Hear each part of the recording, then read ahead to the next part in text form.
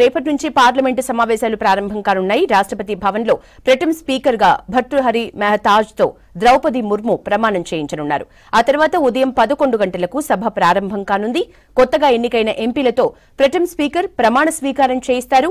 మొదట ప్రధాని మోదీ, ఆ తర్వాత కేంద్ర మంత్రులు సహా 280 మంది ఎంపీలు ప్రమాణ స్వీకారం చేయనున్నారు. రెండో రోజు తెలంగాణ ఎంపీలు సహా మిగిలిన 264 మంది ప్రమాణం చేసే అవకాశం ఉంది.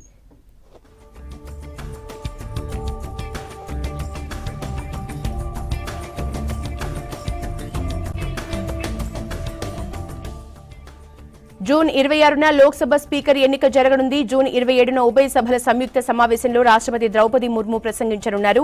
రాష్ట్రపతి ప్రసంగానికి ధన్యవాదాలు తెలిపే తీర్మానంపై జూన్ 28న చర్చ ప్రారంభమవుతుంది. జూలై 2 లేదా 3వ తేదీన ప్రధాని మోదీ సమాధానమిచ్చే అవకాశం ఉంది.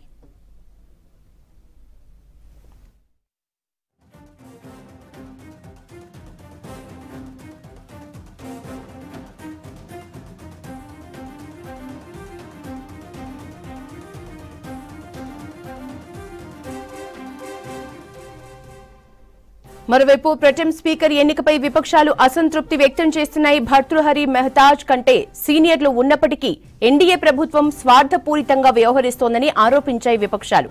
ఇప్పటికే ప్రొటెం స్పీకర్ ప్యానెల్ నుంచి తప్పుకున్నాయి విపక్షాలు.